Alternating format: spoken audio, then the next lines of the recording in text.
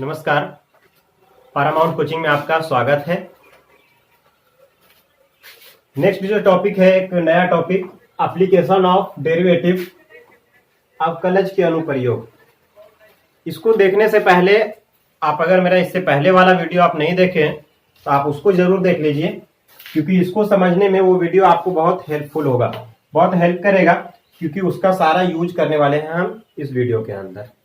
चलिए स्टार्ट करते हैं।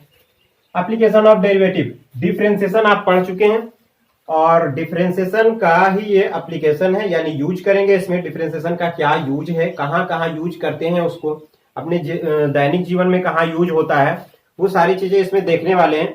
जब हम पढ़ रहे थे डिफरेंशिएशन तो उसमें लगता है कि ये क्या हो रहा है, क्या है, कहाँ कौन दुनिया में यूज होगा, डी बटा D x, D by D x, है ना, ये सभी चीजें। तो हम आपको यहाँ बताएंगे कि चलिए उसका यूज हम कहाँ करते हैं और किस किस चीजों में हम उसका यूज करते हैं। तो एप्लीकेशन ऑफ डेरिवेटिव में ये हम 5 टॉपिक पढ़ने वाले हैं आगे। पहला है rate of change of quantities, राशियों में परिवर्तन की दर। क्वांटिटीज समझते हैं ना, क्वांटिटीज फिजिक्स में कई बार आता है, क्वांटिटीज राशि जिसको कहते हैं। जैसे एरिया एक क्वांटिटीज है ना, वॉल्यूम एक क्वांटिटीज है। इस प्रकार से कोई भी क्वांटिटीज हो सकता है, एरिया हो सकता है, वॉल्यूम हो सकता है, किसी भी चीज का, या तो फिर पेरीमीटर हो सकता है, परिमिति जिसको कहते हैं वो हो सकता है। तो क्वांटिटीज कुछ भी हो सकता है। तो वो परिवर्तन की दर हम जानेंगे rate of change of quantities के अंदर।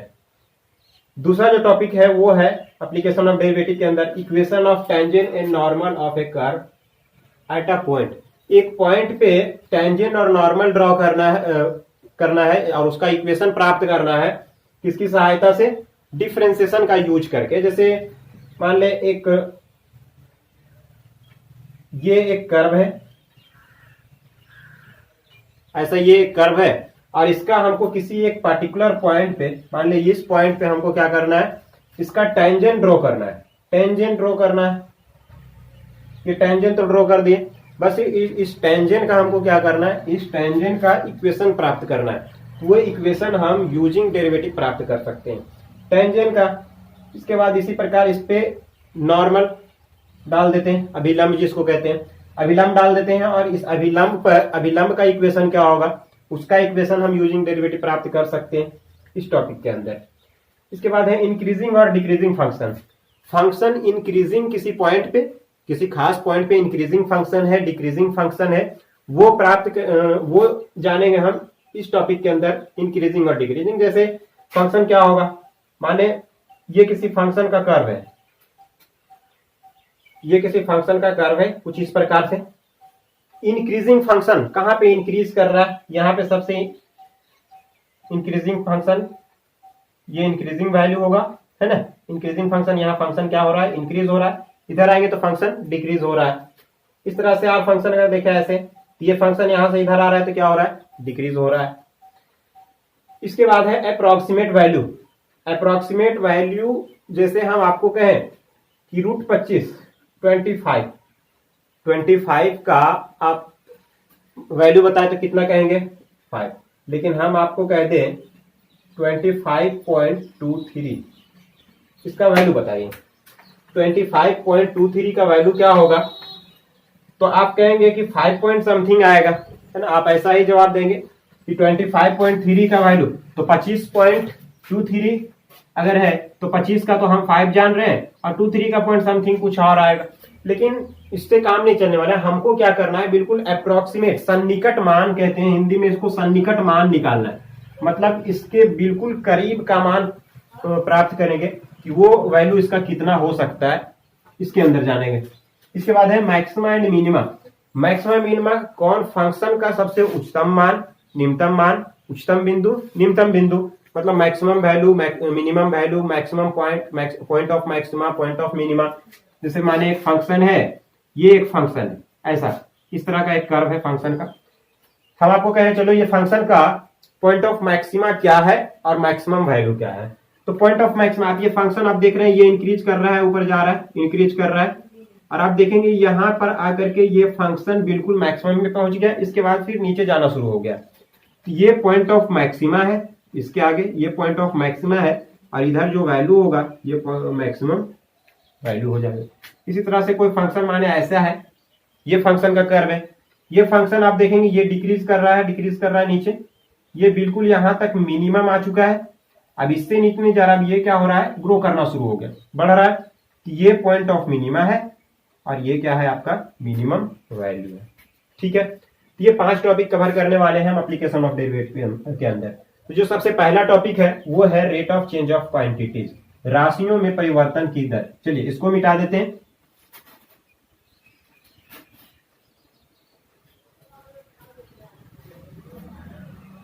तो जो पहला हम पढ़ने वाले हैं वो है राशियों में परिवर्तन की दर, तो हिंदी में लिख दें, ये क्या है, राशियों में परिवर्तन की दर।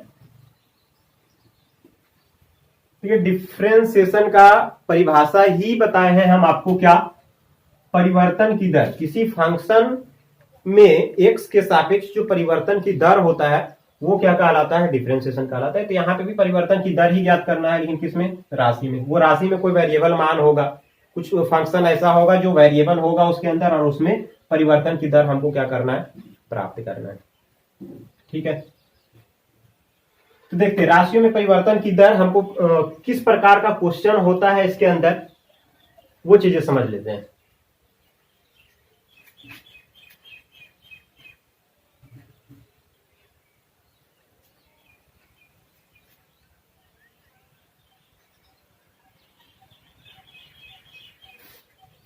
लेट सपोज कोई भी क्वांटिटीज ले लेते हैं, जैसे क्वांटिटीज लेते हैं एरिया ऑफ सर्कल, एक सर्कल है, एरिया ऑफ सर्कल, विड्थ का क्षेत्रफल ए बराबर क्या हो जाता है, पाई आर स्क्वायर, ये सबको पता होगा, बहुत बेसिक सा फॉर्मूला है, ए बराबर पाई आर स्क्वायर, विड्थ का क्षेत्रफल पाई आर स्क्वायर है। ये एरिया क्या है, एक क्वांटिटीज है ना, ये एक राशि है, एरिया एक राशि है, इसमें परिवर्तन की दर हमको प्राप्त करना है। कैसे प्राप्त करेंगे, क्वेश्चन किस प्रकार का होगा, तो देखिए ये एरिया किस पे डिपेंड कर रहा है। सबसे पहले तो इसके अंदर दो चीजें जान लें कि परिवर्तन की दर जब हम निकालते हैं ना तो दो तरीके से होता है, यहाँ दो तरह का क्वेश्चन होता है। जो रेट ऑफ चेंज होता है ऑफ क्वांटिटीज दो तरीके से ज्ञात किया जा सकता है। वो क्वेश्चन, यही चीजें स्टूडेंट्स को समझने में प्रॉब्लम होता है कि हमको किसके रेस्पेक्ट में निकालना है, मतलब दर जो निकालना है वो किसके रेस्पेक्ट में निकालना है ना। तो दो चीज होता है, एक तो होता है समय के रेस्पेक्ट में, टाइम के रेस्पेक्ट में, और एक होता है पेरीमीटर, जो उसका पैरामीटर होता है जिसपे वो राशि, मतलब जो क्वांटिटी जिस पर डिपेंड करता है उसके रेस्पेक्ट में निकालना होता है। तो सबसे पहले हम ये जान ले कि किस पर डिपेंड कर रहा है, ये देखते हैं। अब एरिया किस पर डिपेंड कर रहा है, वृत्त का जो क्षेत्रफल है वो किस पर डिपेंड कर रहा है, पाई तो यहाँ कांस्टेंट मान है, पाई तो कांस्टेंट मान है, वो कभी चेंज नहीं होता है, इसका वैल्यू चेंज नहीं होता है। तो आखिर डिपेंड किस पे कर रहा है, चेंज कौन हो सकता है, आर चेंज हो सकता है ना, आर चेंज हो सकता है, रेडियस इसका चेंज हो सकता है। तो बेसिकली ये डिपेंड किस पे कर रहा है, रेडियस पे डिपेंड कर रहा है इसका एरिया। रेडियस चेंज होगा, एरिया चेंज हो जाएगा, मतलब कि डिपेंड कर रहा है किस पे, रेडियस पे। तो एक तो हम इसके सापेक्ष निकाल सकते हैं, इसके रेस्पेक्ट में इसका परिवर्तन की दर निकाल सकते हैं। तो इसके रेस्पेक्ट में, आर के रेस्पेक्ट में ए का परिवर्तन क्या लिखेंगे, डी ए बट्टा डी आर। जैसे कल बताए थे ना कि y का x के सापेक्ष डिफरेंशिएशन, y का x के सापेक्ष डिफरेंशिएशन मतलब परिवर्तन की दर, तो dy बटा dx लिखते हैं ना, x के सापेक्ष y में परिवर्तन, dy बटा dx। इसी तरह से यहां अगर हम लिखे dp बाई dt, तो t के सापेक्ष p में परिवर्तन, तो r के सापेक्ष a में परिवर्तन क्या लिखेंगे, dA बाई dr। तो dA बाई dr ये लिख दिए, और यहां से हम dA बाई dr निकालेंगे, r के रेस्पेक्ट में क्या करेंगे, इसको डिफरेंशिएट करेंगे। अरे a का डिफरेंशिएशन कर रहे हैं ना r के रेस्पेक्ट में, तो इधर भी d बाई dr लगा दें, है ना, किसका, पाई आर स्क्वायर का। तो dA बटा dr यहां से जो निकल कर आया, डी बाई डी आर करेंगे पाई आर स्क्वायर। देखो आर के रेस्पेक्ट में आर का डिफरेंशिएशन, पाई कांस्टेंट मान है वैसे लिख दे, आर के रेस्पेक्ट में आर स्क्वायर का डिफरेंशिएशन क्या होगा, पावर है, पावर आगे मल्टीप्लाई होगा और पावर एक घट जाएगा, है ना। तो आगे पावर मल्टीप्लाई होगा तो 2 है तो 2 मल्टीप्लाई हो गया, और आर स्क्वायर है तो क्या हो जाएगा, एक आर बच जाएगा, 2 पाई आर। तो डी बाई डी आर जो हो गया वो हो गया क्या, 2 पाई आर। तो यहां से तो ये निकाल लिए। अब एक और होता है, तो यहाँ पे डिपेंड किस पे कर रहा था, दो चीजें बता दें। यहाँ पे डिपेंड किस पे कर रहा था, आर पे। एरिया जो डिपेंड कर रहा था आर पे, कि इस आर को, जिस पर कोई राशि डिपेंड करता है, उसको क्या कह देते हैं हम। मान लो क्वांटिटीज है क्यू, ये क्यू क्या है, क्वांटिटीज है, और पी क्या है, पैरामीटर है। Q for quantities, P for parameter. Perimeter नहीं है, पैरामीटर है। पैरामीटर क्वांटिटी मतलब राशि, और ये पैरामीटर, ये राशि पैरामीटर ऑन विच डिपेंड्स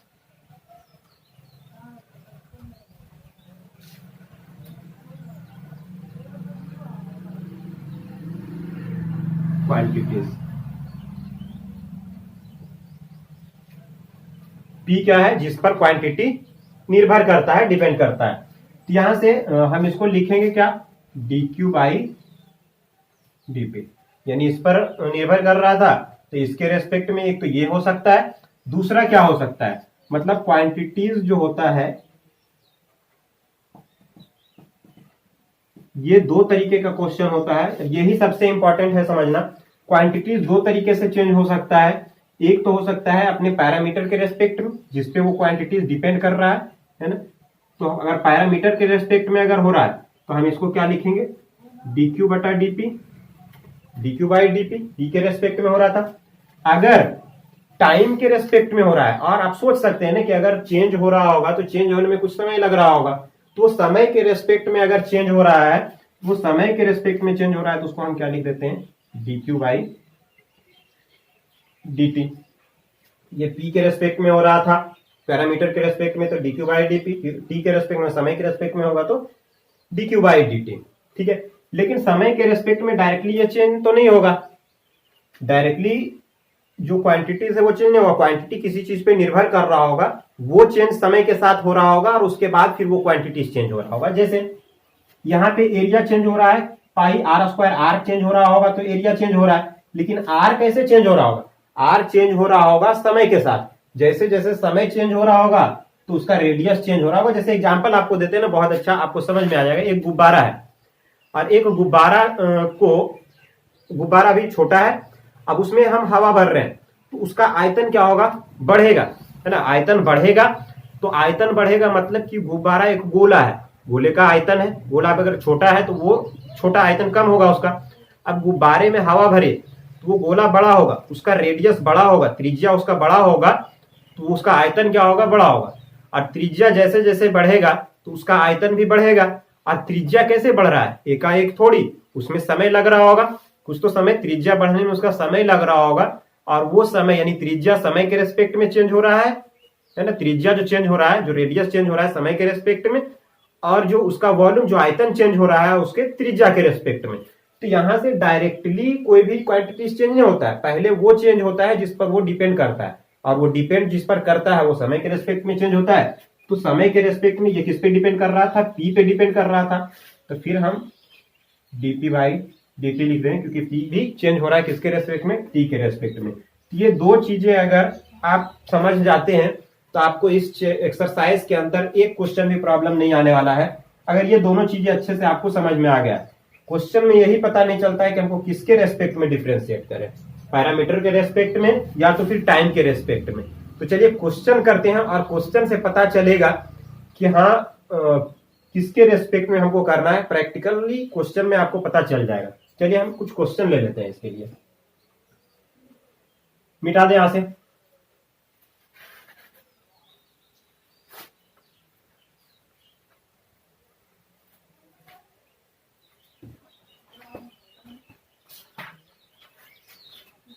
एक क्वेश्चन लिखते हैं, वृत्त के क्षेत्रफल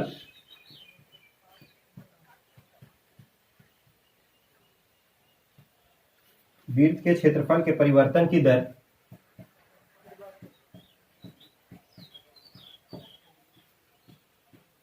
वृत्त के क्षेत्रफल की परिवर्तन की दर, इसकी त्रिज्या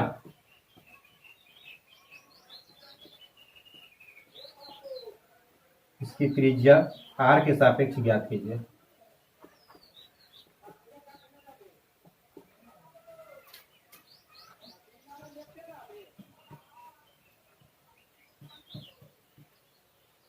जब r बराबर 5 सेंटीमीटर है।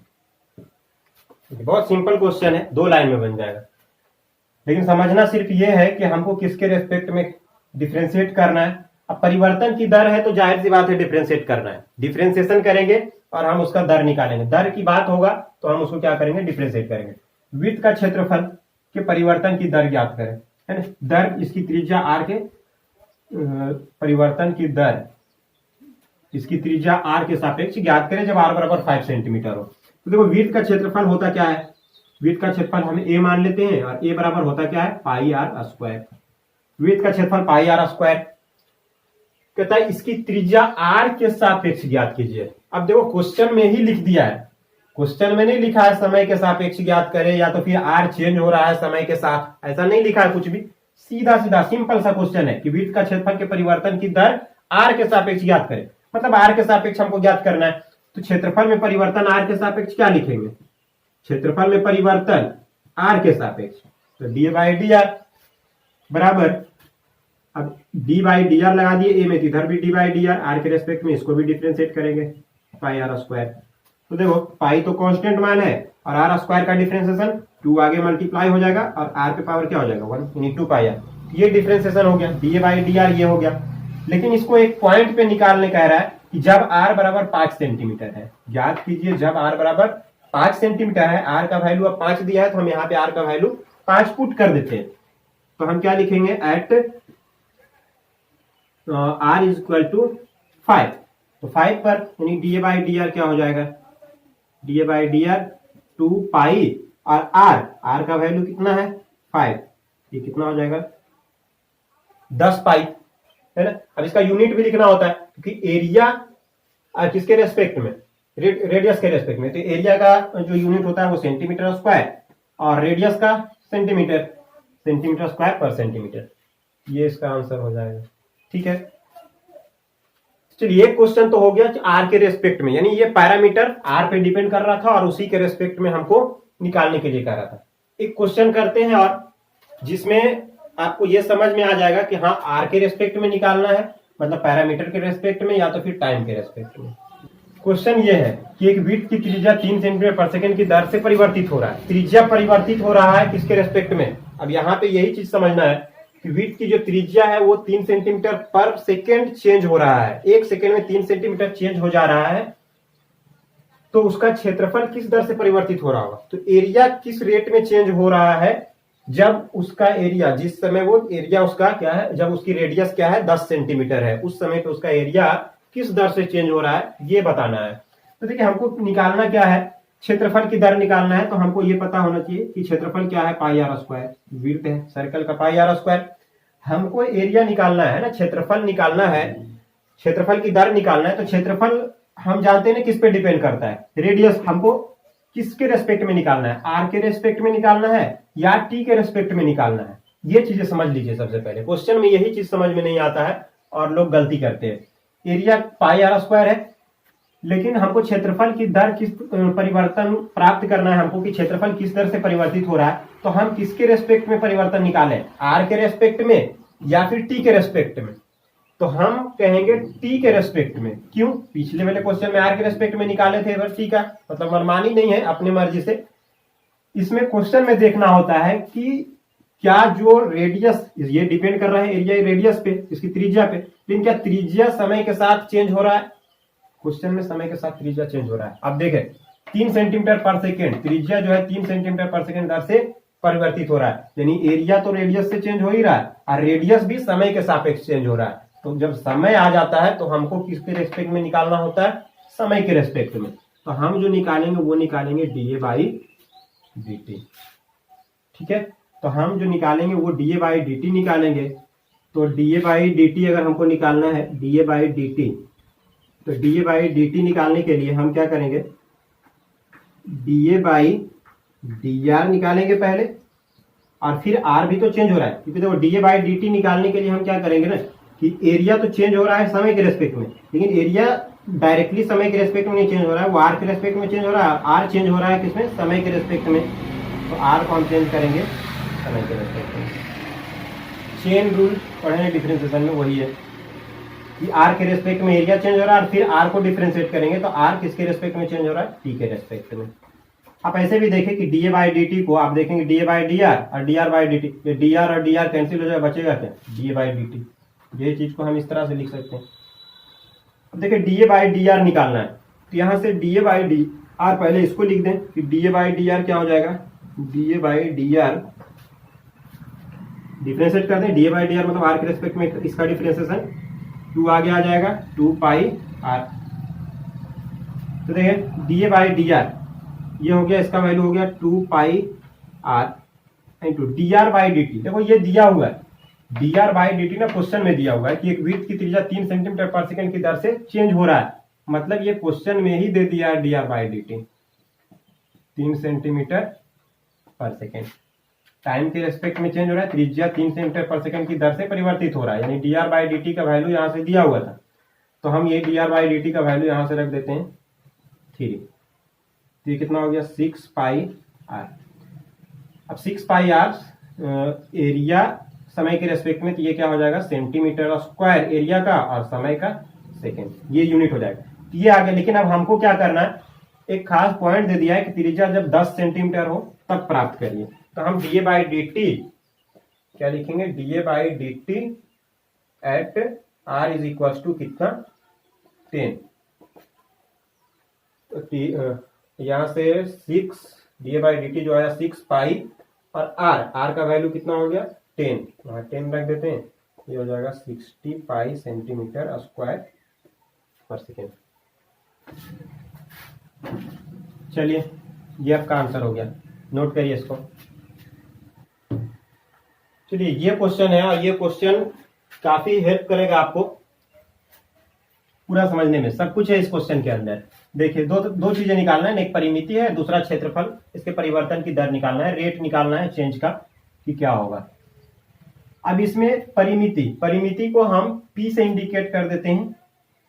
P यानी रेक्टेंगल का जो परिमिति होता है 2 इंटू एल प्लस बी, तो 2 इंटू एल का मान कितना है, लंबाई है x, तो x हो जाएगा, और चौड़ाई कितना है y हो जाएगा, ये हो जाएगा इसकी परिमिति 2 इंटू एल प्लस बी। पहला क्वेश्चन सॉल्व कर रहे हैं हम, जो P हो जाएगा 2 इंटू एक्स प्लस वाई हो जाएगा। अब हमको क्या ज्ञात करना है, परिमिति परिवर्तन की दर ज्ञात करना है, तो हमको क्या ज्ञात करना है, dp बाई, अब बताए dp बाई dx ज्ञात करना है कि dp बाई dt ज्ञात करना है, या dp बटा dy ज्ञात करना है। जैसे dp बटा, क्योंकि परिमिति परिवर्तन कब होगा, जैसे ये आयत है, ये एक रेक्टेंगल है, ये किस पर डिपेंड कर रहा है, ये दो चीजों पे डिपेंड कर रहा है, एक तो लंबाई पे और दूसरा इसकी चौड़ाई पे। आप इस पे जो पेरीमीटर का फॉर्मूला उसमें भी देख सकते हैं, ये डिपेंड कर रहा है किस पे, एक्स और वाई पे, यानी इसका पेरीमीटर क्या है, एक्स और वाई है, ठीक है, यानी इसी पे ये डिपेंड कर रहा है। या तो इसका चौड़ाई चेंज कर दो तो इसका एरिया परिमिति चेंज हो जाएगा, या इसकी लंबाई चेंज कर दो तो ये चेंज हो जाएगा। तो मतलब दो चीजों पे डिपेंड कर रहा है, या तो एक्स या वाई पे, दोनों पे डिपेंड कर रहा है। तो हम किसके रेस्पेक्ट में निकालें, तो चलिए हम अगर लिखे कि dp बाई डी एक्स अगर लिखना चाहे तो क्या लिखेंगे, 2 into D by D x करेंगे, एक्स का डिफरेंशिएशन एक्स के सापेक्ष कितना हो जाएगा 1, वाई का डिफरेंशिएशन एक्स के सापेक्ष डी वाई बटा डी एक्स, ये हो जाएगा। फिर देखें आर क्या कर सकते हैं हम, ये कैसे चेंज हो सकता है, एक तो एक्स के रेस्पेक्ट में चेंज हो सकता है, वाई बदलेगा तो भी चेंज हो सकता है, तो dp बटा dy भी निकाल सकते हैं। 2 इंटू, अच्छा x का डिफरेंशिएशन dp y के रेस्पेक्ट में क्या हो जाएगा, dx बटा dy हो जाएगा, अब प्लस y का y के रेस्पेक्ट में 1 हो जाएगा, y का y के रेस्पेक्ट में 1, जैसे x का x के रेस्पेक्ट में 1 हो जाता है, ये हो गया। या dp बटा dt निकाल सकते हैं टाइम के रेस्पेक्ट में, तो टाइम के रेस्पेक्ट में कैसे निकलेगा, तो dp बाई dt अगर निकालना है तो x का t के रेस्पेक्ट में dx बाई dt और प्लस y का t के रेस्पेक्ट में dy बाई dt।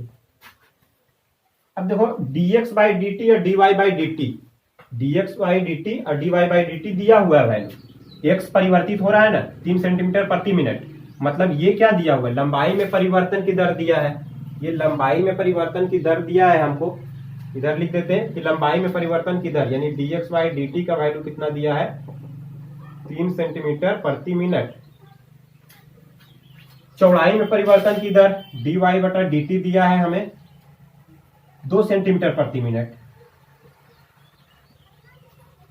तो dx बाई dt पता है, dy बाई dt पता है। हमको dy बटा dx निकालना हो तो हम भाग दे दे इससे, dy बटा dt और बटा dx by dt, dt dt cancel हो जाएगा तो dy बटा dx हो जाएगा। यानी कि हम ऐसा कर दे dy बटा dt और बटा में dx बाई dt बराबर 2/3, 2/3। तो यहां से dt से dt कैंसिल हो गया तो dy बटा dx हो गया, यानी dy बटा dx बराबर हो गया 2/3। इसी तरह से dx बाई dy लिखें तो इसको क्या करेंगे, उल्टा कर देंगे 3/2। तो देखिए यहां से अगर रखेंगे इसका वैल्यू तो 2 × 1 प्लस dy बटा dx, तो dy बटा dx का वैल्यू कितना हो गया 2/3। और इसको सोल्व कर लेंगे, ये हो जाएगा 5/3 यानी 10/3, 3.33 समथिंग ऐसे आएगा। 2 × dx बटा dy, dx बटा dy 3/2 हो जाएगा, 3/2 प्लस 1 ये हो गया 5 हो गया ना, 2 कम 2 और 3 5/2, 2 कैंसिल हो जाएगा, ये हो गया 5। यहां से अगर रखें 2 × dx बाई dt तो dx बाई dt का वैल्यू कितना है, dx बाई dt का वैल्यू 3 दिया है और dy बाई dt का वैल्यू कितना दिया है 2 दिया है। ये कितना हो जाएगा 3 2 5 और 5 दूना 10 सेंटीमीटर प्रति मिनट। लेकिन अब ये देखना है कि जो बुक में आंसर है वो ये है, ये आंसर नहीं है। लेकिन फिर भी हमें आपको ये क्यों बताएं जब ये आंसर नहीं है, तो ये हम आपको इसलिए बताएं ताकि आपका कंफ्यूजन दूर हो सके कि हम x के रेस्पेक्ट में नहीं कर सकते हैं, y के रेस्पेक्ट में नहीं कर सकते हैं, करेंगे t के रेस्पेक्ट में। क्यों करेंगे t के रेस्पेक्ट में, क्योंकि जो पैरामीटर परिमिति जिस पे डिपेंड कर रहा है x और y पे डिपेंड कर रहा है, ये x और y भी डिपेंड कर रहा है किस पे, समय पर, क्योंकि ये चेंज हो रहा है किसके रेस्पेक्ट में, टाइम के रेस्पेक्ट में। इसीलिए जब ये टाइम के रेस्पेक्ट में चेंज हो रहा है यानी जो उसका पैरामीटर है जिस पे डिपेंड कर रहा है वो अगर टाइम के रेस्पेक्ट में चेंज कर रहा हो तो हम उस क्वांटिटीज को टाइम के रेस्पेक्ट में ही डिफरेंशिएट करते हैं। तो इसीलिए जो सही होगा वो होगा dp बाई dt, इसको हम नहीं कर सकते। ठीक है, चलिए नोट कीजिए इतना। इसी तरह से देखिए आगे अगर क्षेत्रफल निकालना हो, है ना, इसको मिटा देते हैं यहां से।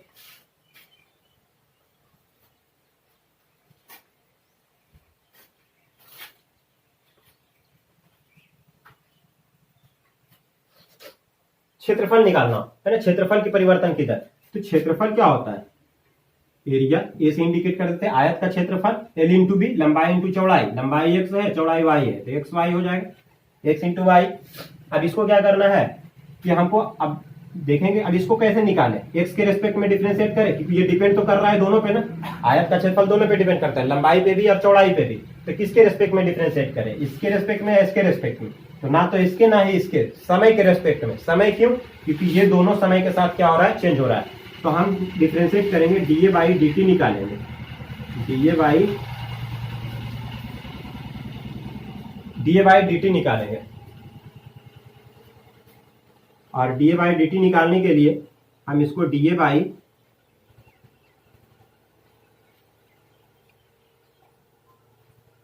D by dt x y ये प्राप्त करेंगे। और इसको प्राप्त करने के बाद हम इसको हल कर सकते हैं। ठीक है, चलिए नोट कर लीजिए। और इसके बाद जो है कुछ फॉर्मूला है और वो फॉर्मूले को हम यहां लिख देंगे जो आगे यूज होगा, बेसिक सा फॉर्मूला जो क्लास 9 10 में पढ़ चुके हैं।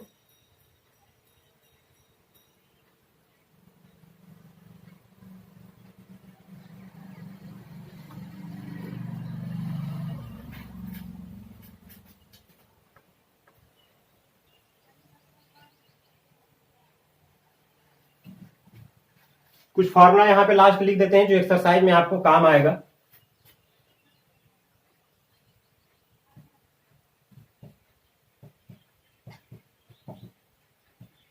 L इंटू बी, लंबाई में चौड़ाई, पर लिख देते हैं आयत। परिमाप 2 इंटू लंबाई जोड़ चौड़ाई,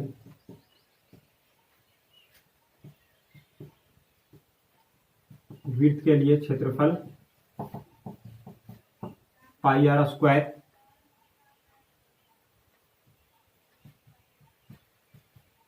परिमाप 2 पाई आर,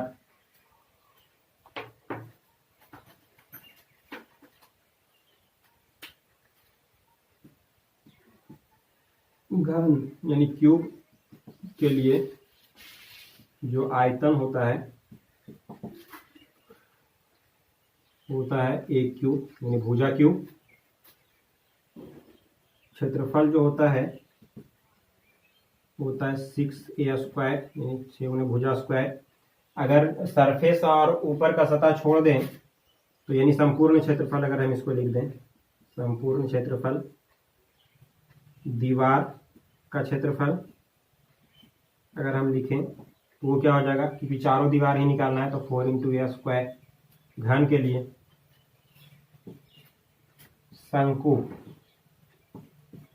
शंकु का वक्र पृष्ठ क्षेत्रफल पाई आर एल। शंकु का संपूर्ण पृष्ठ जो हो जाएगा वो होगा pi R L plus pi R square हो जाएगा, क्योंकि नीचे का सरफेस जुड़ जाता है, ये शंकु होता है तो शंकु में नीचे सर्कल होता है वो जुड़ जाता है। क्यूब कुछ इस प्रकार से,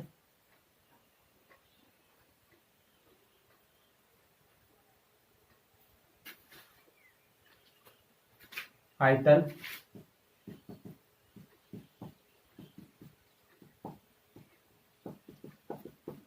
1/3 पाई आर स्क्वायर एच। फिर एक सिलेंडर होता है, बेलन का वक्र पृष्ठ 2 पाई आर एच, संपूर्ण पृष्ठ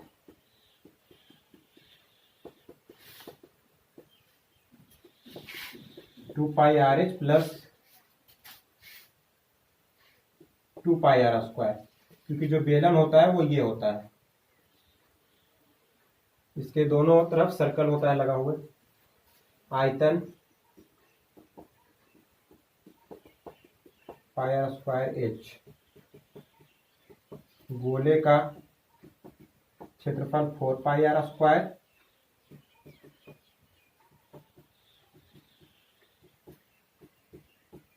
गोले का आयतन 4/3 पाई आर क्यूब।